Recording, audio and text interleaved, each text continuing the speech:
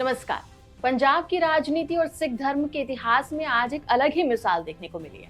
जब golden temple ने पंजाब के पूर्व सीएम और शिरोमणि अकाली दल के नेता सुखबीर सिंह बादल को अपनी गलतियों का प्रायश्चित करने के लिए एक अनोखी सजा सुनाई।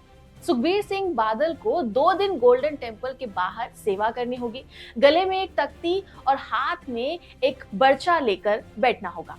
और ये सिर्फ शुरुआत है।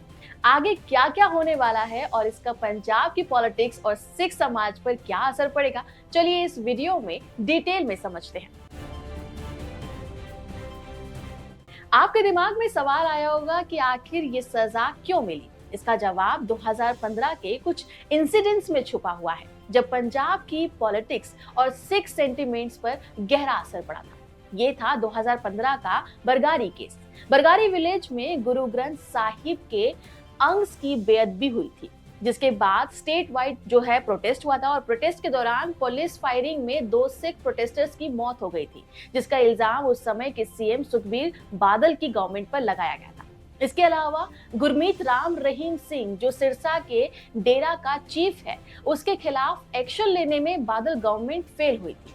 सिख समुदाय ने उन्हें डेरा चीफ के प्रति नरम रुख रखने के लिए भी क्रिटिसाइज किया है। इतना ही नहीं, बल्कि विक्टिम और सिख कम्युनिटीज को लगा कि बादल गवर्नमेंट ने जस्टिस डिलीवर करने में काफी डिले किया है और सिख प्रिंसिपल्स के खिलाफ काम किया है। इन सभी मुद्दों को लेकर सिख कम्युनिटी में गुस्सा उनकी लीडरशिप के खिलाफ बढ़ता गया और अब ये सजा भी उसी गुस्से का प्रतीक है। फिर क्या था? सिख मर्यादा और प्रिंसिपल्स के मुताबिक गलती करने वाले को सेवा और प्रायश्चित के जरिए सुधार करने का एक मौका दिया जाता है।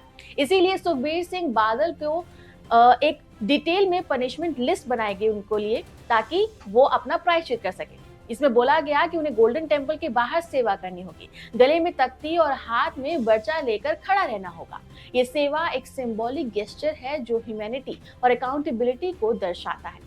इसके अलावा सुखबीर सिंह बादल को श्री केशगढ़ साहिब, श्री दमदमा साहिब, श्री मुक्तसर साहिब और श्री फतेहगढ़ साहिब जाके सेवा भी करनी होगी। ये सिख हिस्ट्री और स्पिरिचुअलिटी का महत्वपूर्ण केंद्र है। सुखबीर बादल जो हर जगह 1-1 घंटा लंगर के जो झूठे बर्तन हैं उनको धोना होगा और फिर कीर्तन में भाग लेना होगा। इसका ऑब्जेक्टिव उन्हें सिख ट्रेडिशन के जो साथ है उनको रिकनेक्ट करना था। इसके अलावा 2015 की बादल गवर्नमेंट के सभी मिनिस्टर्स को भी गोल्डन टेम्पल के बाथरूम साफ करने का आदेश दिया गया है।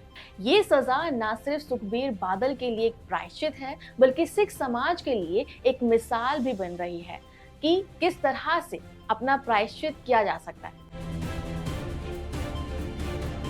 हालांकि सुखबीर बादल की इस पनिशमेंट के बाद लोगों का रिएक्शन काफी मिक्स आ रहा है, लेकिन इसका पॉलिटिकल और सोशल इम्पैक्ट काफी गहरा है।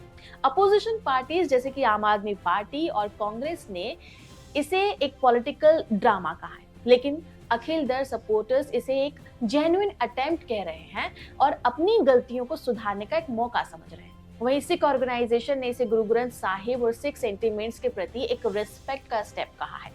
लेकिन कुछ ग्रुप्स का कहना है कि ये पनिशमेंट सिंबॉलिक है, लेकिन जस्टिस अभी भी पेंडिंग है।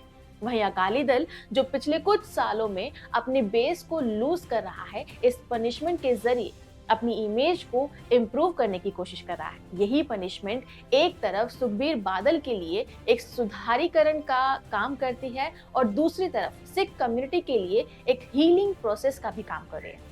खैर, मुझे ऐसा लग रहा है कि सुखबीर बादल की ये सजा सिर्फ सिख कम्युनिटी के लिए नहीं, बल्कि पूरे भारत की राजनीति के लिए एक मिसाल है, क्योंकि अकाउंटेबिलिटी और लीडरशिप में इंटीग्रिटी का क्या महत्व है, ये इस सजा में हमें सीखने को मिला है। इंडियन पॉलिटिक्स में लीडर्स अक्सर अपनी गलतियों को इग्नोर करते हैं, लेकिन ये सजा एक बेंचमार्क सेट करती है कि अकाउंटेबिलिटी सबके लिए जरूरी है। जब लीडर्स अपनी गलतियों का प्रायश्चित करते हैं, तभी पब्लिक को उन पर ट्रस्ट वापस से बनने का एक मौका मिलता है या बनाने का एक मौका मिलता है। इन प्रिंसिपल्स जैसे कि सेवा और ह्यूमैनिटी को पॉलिटिक्स में अडॉप्ट करने की जरूरत है। ये एक रिमाइंडर है कि लीडरशिप सिर्फ पावर से नहीं, बल्कि रिस्पॉन्सिबिलिटी से भी निभाई जानी चाहिए। सुखबीर सिंह बादल की ये सजा एक मिसाल है कि लीडरशिप के साथ रिस्पॉन्सिबिलिटीज भी आती है। यही सिर्फ सिख समाज के लिए नहीं, बल्कि पूरे भारत के लिए एक लेसन है। अकाउंटेबिलिटी और सेवा का ये कल्चर अगर पॉलिटिक्स में आ जाए तो हमारी डेमोक्रेसी और भी ज्यादा स्ट्रांग बन सकती है। आपका इस पर क्या कहना है? हमें कमेंट सेक्शन में जरूर बताएं। नमस्कार।